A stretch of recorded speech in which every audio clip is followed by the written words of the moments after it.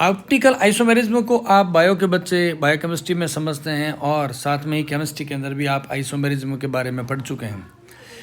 तो सबसे पहले मैं आपको ये बताना चाहूँगा कि आइसोमेरिज्म क्या होता है। ये जो वर्ड बना हुआ है आइसोमेरिज्म है, इसका मतलब क्या होता है, उसके बाद में बात करेंगे हम इस ऑप्टिकल आइसोमर्स का अर्थ क्या होता है। मैं यहाँ पर एक स्ट्रक्चर बना देता हूँ, जैसे ये एक मॉलिक्यूल है CH3, यहाँ पर मैं लिख देता हूँ CO और एक यहाँ पर मैं लिख देता हूँ CH3। ये एक मॉलिक्यूल बना दिया मैंने। इसी तरीके से मैं एक और मॉलिक्यूल आपके सामने बना रहा हूँ, उसका नाम लिख रहा हूँ मैं CH3, CH2 और CHO। इन दोनों अगर आप मॉलिक्यूल्स को देखते हैं तो इन दोनों ही मॉलिक्यूल के अंदर नंबर ऑफ कार्बन एटम होते हैं सेम होते हैं। जैसे यहाँ पे फर्स्ट स्ट्रक्चर में देखें, कार्बन नंबर 1, कार्बन नंबर 2 और कार्बन नंबर 3। सिमिलरली इस सेकंड मॉलिक्यूल में भी कार्बन नंबर 1 है, 2 है और 3 है। यानी अगर हम मॉलिक्यूलर वेट की बात करेंगे, मॉलिक्यूलर फार्मूला, तो इसमें कार्बन कितने हैं, 3 है दोनों में। सिमिलरली अब हम यहाँ पर काउंटिंग करते हैं कि इसमें हाइड्रोजन एटम्स कितने हैं, तो आप यहाँ पर देखेंगे, यहाँ पर है 3 और 3, टोटल हाइड्रोजन एटम्स कितने हैं, 6। इसी तरीके से आप दूसरे मॉलिक्यूल में देखेंगे तो यहाँ पर कार्बन है 3, कार्बन 2, 5 और एक ये हो गया 6, इसमें भी है। ऑक्सीजन की बात करें, दोनों के अंदर ही एक है। यानी ऐसे मॉलिक्यूल्स जिनका हम कहें कि मॉलिक्यूलर वेट तो क्या हो, मॉलिक्यूलर फार्मूला तो हो सेम हो, ऐसे दो मॉलिक्यूल्स जिनके हम कहते हैं कि मॉलिक्यूलर जो फार्मूला है वो है सेम है, लेकिन दोनों के अंदर क्या डिफरेंस है, इनके फंक्शन के अंदर डिफरेंस होते हैं।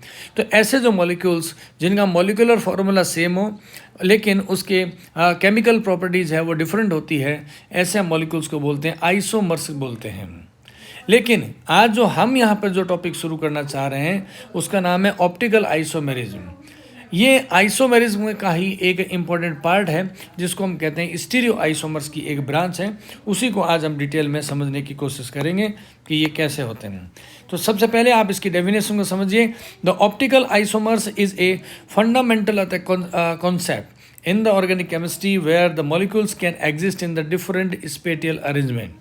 मैं यहाँ पर पहले आपको समझाएंगे एक एग्जांपल से कि ये डिस्पेटियल अरेंजमेंट भी कैसा होता है, तब आप इसकी डेफिनेशन को प्रॉपरली समझ पाएंगे। यहाँ पे मैं आपके सामने दो मॉलिक्यूल बना रहा हूँ, आप ध्यान से देखिएगा। पहला मॉलिक्यूल मैंने ये बनाया है C और CH3। यह एक अमीनो एसिड है जिसे हम बोलते हैं एलानिन। यहाँ पे एक अमीनो एसिड मैंने बनाया है जिसका नाम है एलानिन, और इसी के पास में मैं एक और एलानिन ही बना देता हूँ। बस दोनों की स्ट्रक्चर में मैं क्या डिफरेंस करने वाला हूँ आप इसको ध्यान से देखिएगा। ये जो सेकंड मॉलिक्यूल है इसमें और फर्स्ट मॉलिक्यूल को जब आप कंपेयर करेंगे तो आप क्या देख पाते हैं, आप सबसे पहले इंपॉर्टेंट पॉइंट ये चेक कर पाएंगे कि ये जो फर्स्ट मॉलिक्यूल है इसमें NH2 ग्रुप कहाँ पर है, ये है लेफ्ट साइड के अंदर, और दूसरा जो मॉलिक्यूल है इसके अंदर NH2 कहाँ है, पर राइट साइड के अंदर है। यानी इन मॉलिक्यूल्स की हम बात करें कंपैरिजन की, इसका जो सेंट्रल पार्ट है जिसको मैं देखिए यहाँ पर आपके सामने एक बॉर्डर बना रहा हूँ, ये वाला जो पार्ट है वो इन दोनों ही मॉलिक्यूल्स में कैसा है, सेम है। लेकिन डिफरेंस कहाँ आ रहा है, इसके साइड में जो ग्रुप्स जुड़े हुए हैं, यानी एक तरफ अमाइन ग्रुप है और दूसरी तरफ कार्बोक्सिलिक ग्रुप है। यानी हम ये कहेंगे कि ये मॉलिक्यूल सेम है और इसका नाम क्या है, एलानिन है। मॉलिक्यूल है सेम है, इसका नाम क्या है, एलानिन है। यानी कि मॉलिक्यूल सेम है, इसका मॉलिक्यूलर वेट भी सेम है, लेकिन फिर डिफरेंस क्या हुआ, हम देखते हैं कि इस कार्बन से, ये जो सेंटर में कार्बन जुड़ा हुआ है, इसके साथ में जो 4 बॉन्ड बने हुए हैं, इन पे मॉलिक्यूल्स का 3D अरेंजमेंट डिफरेंट है, इसका स्पेटियल अरेंजमेंट डिफरेंट है। तो हम ये कहेंगे कि ऐसे मॉलिक्यूल्स जिनका मॉलिक्यूलर वेट सेम हो, मॉलिक्यूलर फार्मूला भी सेम हो, लेकिन डिफरेंस कहाँ पर आ रहा है, कार्बन से जुड़े हुए चारों जो ग्रुप्स हैं उनका स्पेटियल अरेंजमेंट होता है, डिफरेंट है। ऐसे जो मॉलिक्यूल्स होते हैं इसको हम बोलते हैं ऑप्टिकल आइसोमर्स बोलते हैं। कौन सा, स्टीरियो आइसोमर्स बोलते हैं। अब हम यहाँ पर ये बात करेंगे कि ये जो स्टीरियो आइसोमर्स है, क्योंकि हम यहाँ पर बात कर रहे हैं किसकी, केवल और केवल हम बात कर रहे हैं केवल इनके 3D अरेंजमेंट की, तो इसीलिए मैंने आपको यहाँ पर लिखा है, देखिए optical isomerism also known as the stereo isomerism refer to the phenomenon where the molecules have the same chemical formula and the connectivity but differ in their spatial arrangement. These are non-superimposable. अभी हम इसके आगे character को और देखेंगे। पहले मैंने आपको क्लियर कर दिया है स्पेटियल स्टीरियो आइसोमर्स के बारे में। अभी हम नेक्स्ट स्लाइड के अंदर आते हैं, मैं आपको एक और एग्जांपल समझाता हूँ। अगेन हम एग्जांपल ले रहे हैं किसका, एलानिन का। यहाँ पे मैं एक ड्रॉ कर देता हूँ एलानिन को। अगेन एलानिन के अंदर आप देखेंगे जितने भी अमीनो एसिड्स होते हैं उनकी टिपिकल स्ट्रक्चर होती है, सभी की सेम होती है, लेकिन केवल एल्काइल जो ग्रुप है उसमें डिफरेंस होता है। यहाँ पर मैं थोड़ा स्पेसिफाई कर दूँ, ये वाला जो एल्काइल ग्रुप होता है सभी अमीनो एसिड में डिफरेंट है। तो आप यहाँ पर ये देखें कि ये मॉलिक्यूल है, इसमें एक स्पेशल फीचर कौन सा है, स्पेशल फीचर आप देखेंगे इसके सेंटर में क्या है, यहाँ पर एक कार्बन है। ये जो सेंटर में कार्बन है, और हम जानते हैं कि कार्बन की वैलेंसी कितनी होती है, 4 होती है, आप सभी जानते हैं। तो कार्बन की चारों वैलेंसी पर आप देखेंगे 4 डिफरेंट ग्रुप्स जुड़े हुए हैं।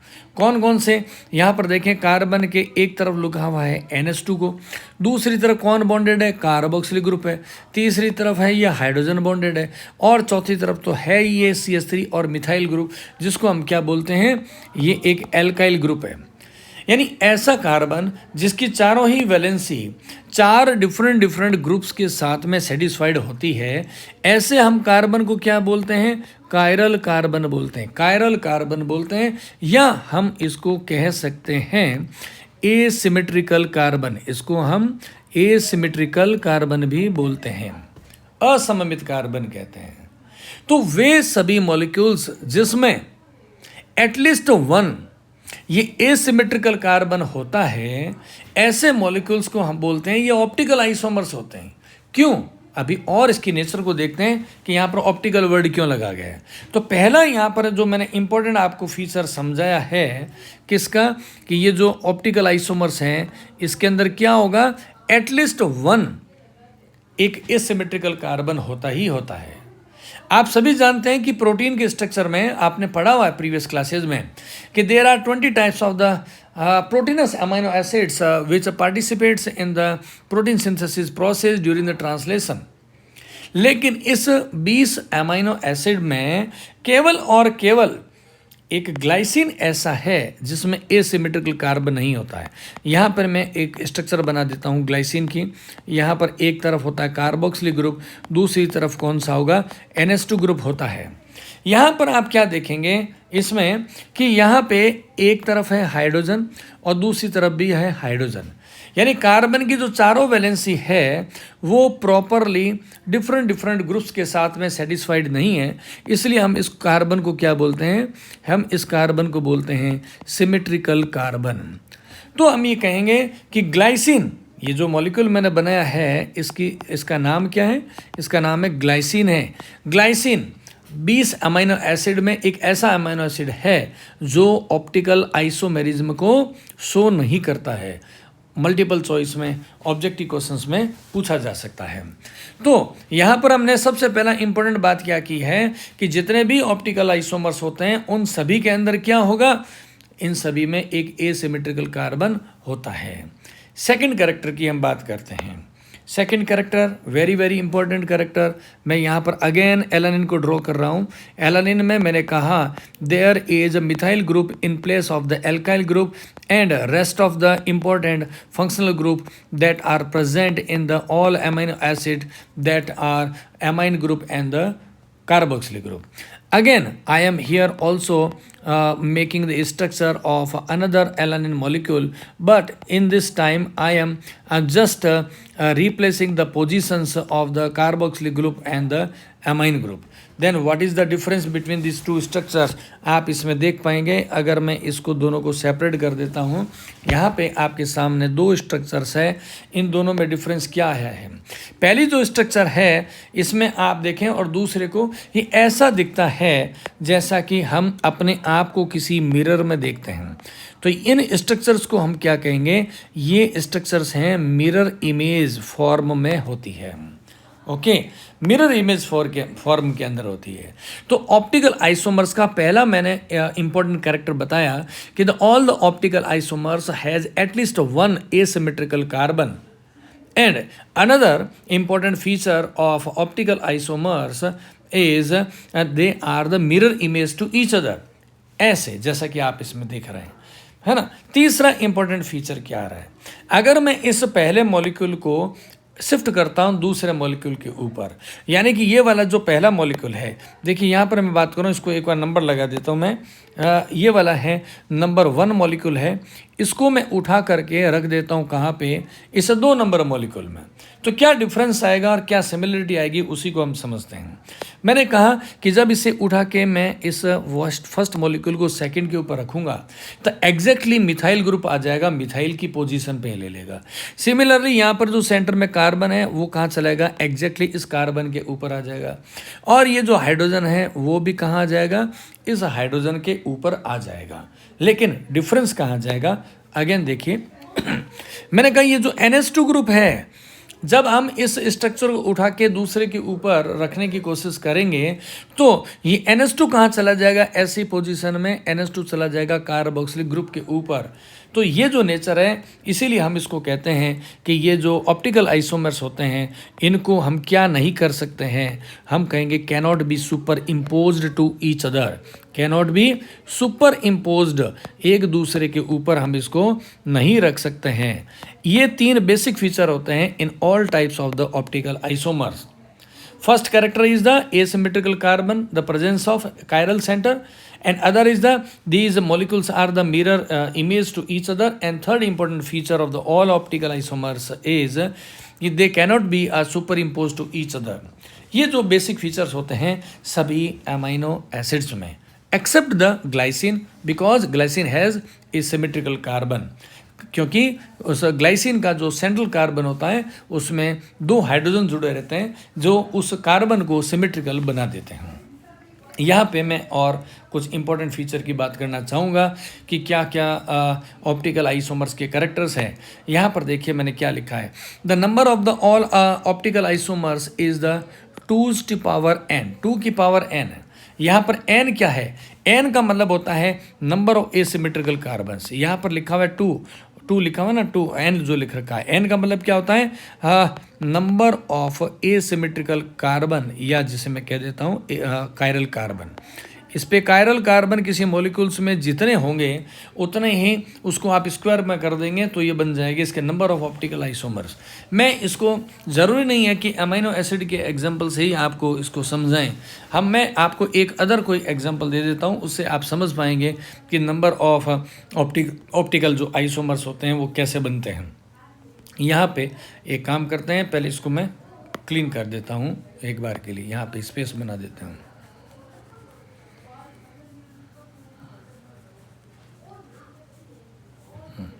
तो यहाँ पर नंबर ऑफ ऑप्टिकल आइसोमर्स कितने होंगे उसके लिए मैं आपको एक स्ट्रक्चर लिख के समझा रहा हूँ। यहाँ पर मान लेते हैं एक कार्बन है और इस कार्बन के साथ में एक जुड़ा हुआ CH3, एक तरफ लिखा हुआ है NH2 ग्रुप और दूसरी तरफ लिख दिया मैंने NH लिख दिया है। ओके, इसी तरीके से सेकंड नंबर पे मैं एक और कार्बन बना देता हूँ। मान लेते हैं कि इस कार्बन के साथ मैंने जोड़ दिया है CH3, दूसरी तरफ भी मैं एक और बना देता हूँ CH3 और ये भी बना देता हूँ मैं, अगेन चेंज कर देते हैं थोड़ा सा, यहाँ पे मैं कर देता हूँ मॉलिक्यूल CH3 ना करके मान लेते हैं कि यहाँ पर मैंने जोड़ दिया क्लोरीन को ही जोड़ दिया, मान लेते हैं। ये अमीनो एसिड की बात नहीं कर रहा हूँ मैं, एक आपको नंबर ऑफ ऑप्टिकल आइसोमर समझाने के लिए स्ट्रक्चर जस्ट ड्रॉ कर रहा हूँ। और यहाँ पर मान लेते हैं एल्डिहाइड है। इस मॉलिक्यूल में आप क्या देखेंगे, ये जो सेंटर कार्बन है ये भी एसिमेट्रिकल कार्बन है और इस दूसरे मॉलिक्यूल में भी क्या है, एक एसिमेट्रिकल कार्बन है। क्योंकि पहला वाला जो कार्बन है इस स्ट्रक्चर में आप देखेंगे कार्बन नंबर 1 के साथ में ये जो कायरल नंबर है 1 नंबर और ये 2 का हम कंपेरिजन करेंगे तो 1 नंबर है, इसमें क्या क्या जुड़े हुए हैं, एक तरफ है हाइड्रोजन, एक तरफ है मिथाइल ग्रुप और दूसरी तरफ है NH2, 3 डिफरेंट है। और चौथे ग्रुप के रूप में क्या है, ये पूरा का पूरा है, यानी 1 नंबर कार्बन कैसा है, एसिमेट्रिकल कार्बन है। सिमिलरली अगर हम बात करें इसमें सिमिलरली हम बात करें कौन से कार्बन नंबर 2 के रेस्पेक्ट में, तो यहाँ पर क्या है, एक तरफ है एल्डिहाइड ग्रुप जुड़ा हुआ है, दूसरी तरफ क्लोरीन जुड़ा हुआ है, तीसरी तरफ में मिथाइल ग्रुप जुड़ा हुआ है और 4th नंबर पे क्या है, 4th नंबर पोजीशन के ऊपर ये पूरा का पूरा एक ग्रुप जुड़ा हुआ है। यानी ये 2nd नंबर कार्बन है वो भी कैसा है, एसिमेट्रिकल कार्बन है। तो यहाँ हम ये कहेंगे कि नंबर ऑफ एसिमेट्रिकल कार्बन्स कितने हैं आपके पास में, 2 आए। तो ये जो एक मॉलिक्यूल है इसके कितने टाइप्स के ऑप्टिकल आइसोमर्स होंगे, तो यहाँ पर आपको फॉर्मूला बताया था 2 की power n is equal to 2 और नंबर ऑफ एसिमेट्रिकल कार्बन है 2, तो यहाँ पर लिख देता हूँ 2 का स्क्वायर हो जाएगा, नंबर ऑफ ऑप्टिकल आइसोमर्स कितने हो जाएंगे, 4 हो जाएंगे। तो ये तो आपके सामने अगर किसी कॉम्पिटिटिव एग्जाम में मल्टीपल चॉइस में पूछ लिया जाए the how many types of the number of optical isomers we can make for a biochemical molecule, तो आप इस फॉर्मूले से आप क्या करेंगे, इसको कैलकुलेट कर लेंगे। तो ये हो गई बात अपने ऑप्टिकल आइसोमर्स के बारे में। ऑप्टिकल आइसोमर्स की जो डिटेल की बात करेंगे तो हमने कुछ और वीडियोस बना रखी है, आप वो ज़रूर देखिएगा। इससे पहले की जो वीडियोज है जिसमें हमने RS सिस्टम को समझा रखा है, उसके अलावा हमने समझा रखा है पोलरीमीटर के बारे में समझा रखा है, उसकी आप डिटेल की वीडियो देखेंगे। एक और वेरी इंपॉर्टेंट क्या बात आई है कि ये जो ऑप्टिकल आइसोमर्स होते हैं इनके ऊपर जब कभी में हम पोलराइज्ड लाइट को गिराते हैं तो ये प्लेन ऑफ पोलराइज्ड लाइट को क्लॉकवाइज या एंटी क्लॉकवाइज है वो टर्न कराते हैं। ये एक और इम्पॉर्टेंट फीचर है, इसकी डिटेल अलग से एक वीडियो दे रखी है polarization of the amino acid. तो यहाँ पर मैं आपको एक सिंपल तरीके से बताता हूँ कि जैसे हम मान लेते हैं कि यहाँ पर मैंने एक सैंपल लिया है, किसका, एक सैंपल ले लिया है किसी भी अमीनो एसिड्स का। अगेन मैं वही एग्जांपल ले लेता हूँ। यहाँ पर मैंने लिख दिया एलानिन अगेन, और अब आप यहाँ पर देखिए एलानिन बनाने के बाद में कि जब इस मॉलिक्यूल के ऊपर हम क्या डालेंगे, polarized light, plane of polarized light को डालते हैं तो वो क्या करेगा, प्लेन ऑफ पोलराइज्ड लाइट को या तो टर्न कर देगा, किधर कर देगा, क्लॉकवाइज करेगा, या प्लेन ऑफ पोलराइज्ड लाइट को क्या करेगा, एंटी क्लॉकवाइज टर्न करेगा। यानी कि जो ऑप्टिकल आइसोमर्स होते हैं प्लेन ऑफ पोलराइज्ड लाइट के साथ में डिफरेंटली बिहेव्ड करते हैं। ये और इस ऑप्टिकल आइसोमर का वेरी इंपॉर्टेंट फीचर होता है। इनकी डिटेल की बात करें तो ऑप्टिकल आइसोमर्स के नोमेनक्लेचर की उसकी अलग से वीडियो आ रखी है, जो आप वीडियो देखेंगे RS नोमेनक्लेचर नाम से है, उसमें आपको मैंने बहुत डिटेल में बता रखा है। और पोलरीमीटर क्या होता है और पोलरीमीटर से कैसे ऑप्टिकल एक्टिविटी का मेजरमेंट करते हैं वो आप ज़रूर उस अलग सेपरेट वीडियो के अंदर देखिएगा। तो यहाँ पर अपने बेसिक फीचर के रूप में क्या बताया मैंने ऑप्टिकल आइसोमर्स में, नंबर 1 कैरेक्टर है presence of the asymmetrical carbon, number 2 these molecules are mirror image to each other, and number 3 they cannot be superimposed, and number 4 character is they can rotate the plane of polarized light the clockwise or the anti clockwise। तो ये आप इसकी detail के लिए different जो videos हैं उसको आप जरूर देखेंगे। ये जो ऑप्टिकल आइसोमर्स होते हैं इसके लिए हम एक वर्ड काम लेते हैं एनंसियोमर्स। ये एक दूसरे के क्या होते हैं, एनंसियोमर्स बोलते हैं इसको, ठीक है। यहाँ पर कुछ एग्जांपल्स देखते हैं हमने पहले। सबसे पहला एग्जांपल मैं ले रहा हूँ यहाँ पे कौन सा, एल अमीनो एसिड। इस जगह को मैं एक बार क्लियर कर लेते हैं यहाँ पे। तो देखिए यहाँ पर क्या बता रहे हैं, एल अमीनो एसिड्स, ये है L amino acid. The L amino acids are the natural occurring forms होते हैं। जितनी भी नेचुरल प्रोटीन होती है उन सभी के अंदर कैसे हैं, एल अमीनो एसिड्स होते हैं। ये एक बेसिक फीचर है जो ध्यान रखने की बात है। They have the specific the spatial arrangement, और साइड चेन का जो अरेंजमेंट होता है वो विशिष्ट होता है। तो अगर पूछें कि प्राकृतिक रूप से पाई जाने वाली प्रोटीन के अंदर कौन कौन से अमीनो एसिड्स होते हैं, तो हम कहेंगे प्रोटीन में 20 types of the amino acids are present. और हम कहेंगे इनका ऑप्टिकल आइसोमर्स क्या होता है, आइसोमेरिज्म क्या होता है, तो हम कहेंगे एल होता है। डी अमीनो एसिड्स की बात करते हैं। The less common D amino acids में बहुत लेस कॉमन होते हैं और बहुत ही कम कंडीशन में ही पाए जाते हैं। कुछ बैक्टीरिया है उनकी सेल वॉल में पाए जाते हैं। आपने पढ़ा हुआ है कि प्लांट्स की जो सेल वॉल होती है वो किसकी बनी होती है, प्लांट्स की सेल वॉल होती है सेलुलोज की बनी होती है। और बैक्टीरिया की जो सेल वॉल होती है उसमें एक स्पेसिफिक केमिकल होता है जिसे हम बोलते हैं पेप्टिडोग्लाइकेन। ये जो पेप्टिडोग्लाइकेन होते हैं इसके कंपोजिशन के अंदर क्या होते हैं, इसमें होते हैं D isomers of the amino acids होते हैं। तो एनंसियोमर्स के बारे में एक और इम्पोर्टेंट फीचर देखते हैं। एनंसियोमर क्या कह रहे हैं कि एल एलानिन और जो डी एलानिन आर होता है एनंसियोमर्स टू ईच अदर, मैंने अभी आपको समझाया है। और ये क्या होते हैं, नॉन सुपर इम्पोजेबल है। I have already explain these molecules are the mirror image to each other and identical chemical properties because chemical structure उनकी सेम है, दोनों में फंक्शनल ग्रुप सेम है, इसलिए इनकी एनंसियोमर्स में अगर एलानिन की मैं बात करता हूँ तो इसमें केमिकल नेचर भी क्या होगी, सेम होगी। Optical activity I already explain that optical isomers can rotate the plane और polarise light in the clockwise और द एंटी क्लॉकवाइज मैनर। तो ये इंपॉर्टेंट फीचर्स होते हैं किसके, ऑप्टिकल आइसोमेरिज्म के। And these are the some of the biological significance of the L amino acids. These are the protein synthesis. First of all, I want to tell you something new about the protein synthesis. The L amino acids are the building blocks of the protein. क्योंकि मैंने जैसा ही आपको बताया है कि all natural occurring the protein consisted of the L amino acid, all the amino acids are in a single phase of the arrangement of the amine group and are essential for the cell structure. क्योंकि किसी भी cell को बनाएंगे तो उसकी cell structure किसकी बनी होती है, प्रोटीन की बनी होती है, इसलिए ये इंपॉर्टेंट होता है। उसके अलावा बात करेंगे हम स्टीरियो स्पेसिफिसिटी, क्योंकि इसका जो स्पेटल अरेंजमेंट होता है एल टाइप के हैं तो सभी का स्पेटल अरेंजमेंट कैसा होगा, सिमिलर होगा। अगर इनका स्पेटल अरेंजमेंट बदल जाए, अगर हम ये कहें कि किसी प्रोटीन में कुछ अमीनो एसिड का स्पेटल अरेंजमेंट बदल जाए तो क्या होगा, उस प्रोटीन की फोल्डिंग बदल जाएगी, है ना, प्रोटीन की फोल्डिंग बदल जाएगी। और प्रोटीन की जब फोल्डिंग बदल जाती है तो उस प्रोटीन का क्या होता है, फंक्शन है, वो फंक्शन भी बदल जाता है। इसलिए भी हमें ऑप्टिकल आइसोमेरिज्म को समझना बहुत ज़रूरी है।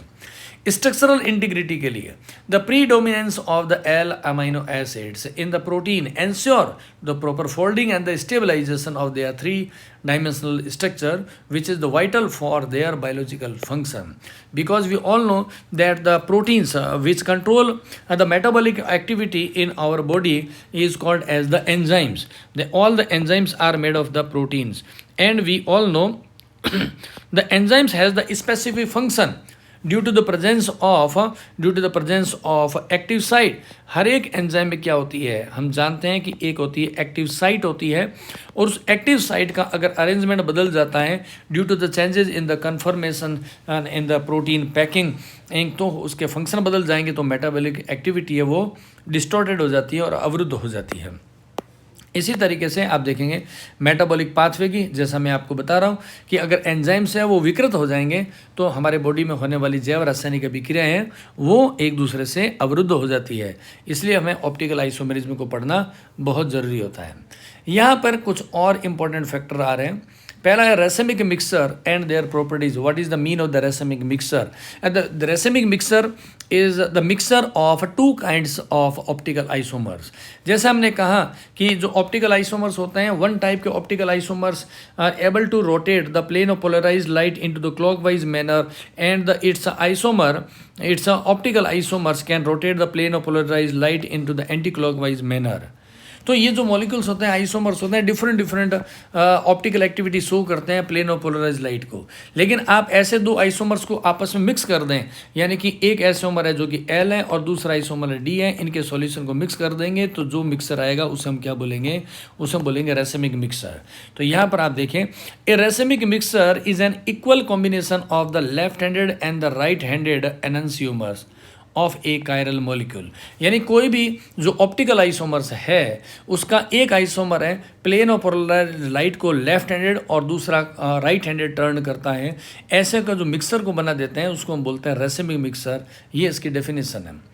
Lack of the optical activity, ये क्या है? The equal presence of the L and the एनंसियोमर्स।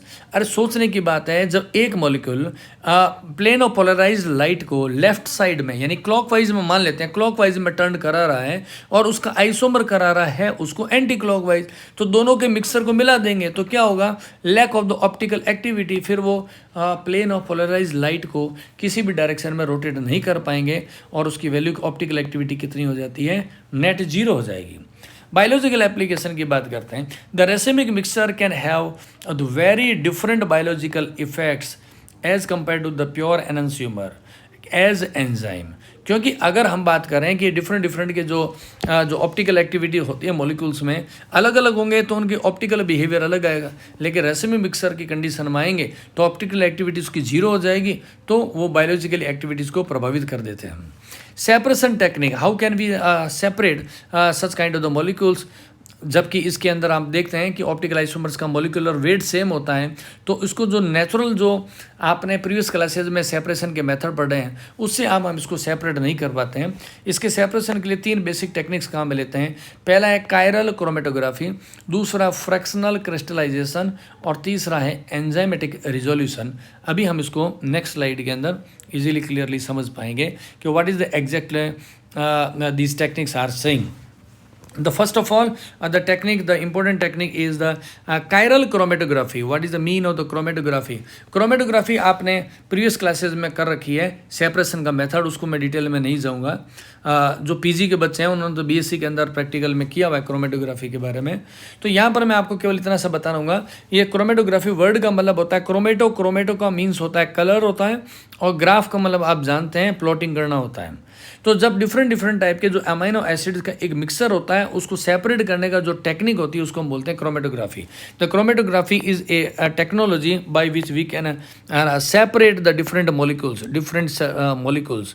तो ये क्रोमेटोग्राफी भी डिफरेंट टाइप की होती है, उसके डिटेल हम यहाँ पर नहीं करेंगे। जैसे हमने पढ़ा हुआ थिन लेयर क्रोमेटोग्राफी होती है, पेपर क्रोमेटोग्राफी भी होती है, और आपने पढ़ा हुआ है HPLC है, हाई प्रोफाउंड लिक्विड क्रोमेटोग्राफी भी होती है, column chromatography. There are different types of the chromatography techniques are the present here. I am talking about the chiral chromatography. Chiral, as we know, all the optical isomers has an asymmetrical carbon that is called as the chiral atom.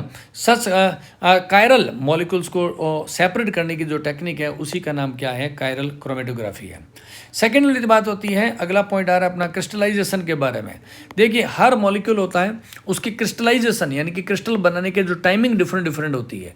अगर आपके सामने ऐसा mixer है जिसके अंदर L isomer भी है और उसके अंदर D आइसोमर्स भी मिक्सअप कंडीशन के अंदर है, लेकिन क्रिस्टलाइजेशन जब करेंगे तो एक क्या होगा, आइसोमर होगा वो जल्दी क्रिस्टलाइज्ड होगा, और दूसरा क्या होगा, देरी से क्रिस्टलाइज्ड होगा। तो क्रिस्टलाइजेशन में जो भिन्नता होती है इसके आधार पर भी हम इनको सेपरेट कर सकते हैं। And third is the enzymatic resolution, the stereo selective enzymes. देखिए बहुत इंपॉर्टेंट टॉपिक आ रहा है, ये पॉइंट है स्टीरियो सेलेक्टिव एंजाइम। ये वो एंजाइम्स होते हैं जो एक पर्टिकुलर जो ऑप्टिकल आइसोमर्स होते हैं उसी की एक्टिविटी को कैटलाइज करते हैं। जैसे एग्जांपल के लिए मैं यहाँ पर मान लेता हूँ, हमने कहा कि यहाँ पर कोई एक सबस्ट्रेट है A और यहाँ पर एक सबस्ट्रेट है B, और ये दोनों हैं डिफरेंट ऑप्टिकल आइसोमर्स है। तो इन बायोकेमिकल रिएक्शंस में आपने पढ़ा हुआ है ड्यूरिंग द मेटाबॉलिक एक्टिविटी हमें क्या ज़रूरत होती है, हमें ज़रूरत होती है एंजाइम्स की। तो यहाँ पर हमने लिख दिया एक एंजाइम। ये एंजाइम कैसा है ये आपको समझना है। इस एंजाइम के लिए ही तो मैं स्पेशल वर्ड काम में ले रहा हूँ कि ये एंजाइम है, एग्जाम्पल के लिए स्टीरियो सेलेक्टिव एंजाइम है। ये है स्टीरियो सेलेक्टिव एंजाइम है, यानी कि अगर मैं मान लेता हूँ कि ये L आइसोमर को ही कैटलाइज करता है तो L आइसोमर से करेगा तो ये वाला मॉलिक्यूल क्या होगा, किसी प्रोडक्ट में कन्वर्ट हो जाएगा। लेकिन यही जो एंजाइम है दूसरा जो आइसोमर है, जैसे मान लेते हैं ये वाला D आइसोमर है, तो इसको कैटलाइज नहीं कर पाएगा। तो ऐसे भी हम क्या करेंगे, डिफरेंशियल एंजाइमेटिक मेथड से भी इनको सेपरेट कर सकते हैं, रिजोल्यूशन कर सकते हैं। And these are the different application of the optical isomers in the pharmaceutical fields. Different kind of the optical isomers are used in the preparation of the different kinds of the medicines. So the first of all, the drug efficacy, the optical isomers can have the dramatically the different biological effect. I have already explained. Avoiding the tragic mistakes. The thalidomide, a specific chemical which was used to cure the leprosy, कुष्ठ रोग जो आप जानते हैं skin में होता है, कुष्ठ रोग है, उसके उपचार के लिए इस थैलिडोमाइड औषधि को काम में लेते थे, इस थैलिडोमाइड को। लेकिन बाद में क्या पता चला है कि थैलिडोमाइड अगर कोई प्रेग्नेंट लेडी ले लेती है तो उसके बच्चे का कंप्लीट डेवलपमेंट नहीं होता है, उसके हाथ नॉर्मलाइज नहीं रह सकते हैं, और ऐसे जो बच्चे होते हैं एबनॉर्मल उसको हम बोलते हैं टेरेटा। तो ये जो टेरोटोजेनिक इफेक्ट है वो थैलिडोमाइड की इफेक्ट की वजह से आया था। तो ट्रेजेडी क्या हुई, the thalidomide the tragedy highlighted the importance of evaluating the both enantiomer. Both enantiomer कैसे, क्योंकि जब थैलिडोमाइड बना था तो साइंटिस्ट ने देखा इसके टॉक्सिसिटी का इफेक्ट कितना आ रहा है, तो उन्होंने देखा एग्जाम्पल के लिए कि जो एल आइसोमर होता है, L isomer is the non toxic है, एल आइसोमर है नॉन टॉक्सिक है, तो उन्होंने तो केवल ये देखा थैलिडोमाइड है वो नॉन टॉक्सिक है, लेकिन बाई चांस उन्होंने चेक किया था वो एल आइसोमर था, लेकिन जब बॉडी के अंदर चला गया डी आइसोमर है तो उसने बीमारियां पैदा कर दी है। इसलिए आजकल ड्रग की जो स्क्रीनिंग करते हैं तो उसके जो ऑप्टिकल आइसोमर्स होते हैं उनकी भी टॉक्सिसिटी को चेक किया जाता है। And third important point is the advanced separation methods, I have already explained you. And next is the diverse pharmaceutical usage. The optical isomers are crucial in the production of the many drugs from the aesthetics and the antidepressive and the antibiotic drugs. और cancer treatment में बहुत सारी medicine होती हैं जो optical isomer nature की होती है और उसका हम उपयोग करते हैं। And here this topic is the future perspective in the optical isomerism. I have already explained in the previous slides. Thank you. तो आप ध्यान से मन लगा के पढ़ें और जो प्रीवियस वीडियो है वो ज़रूर देखें जिसमें हमने different aspects of the optical isomerism को रिप्रेजेंट किया है।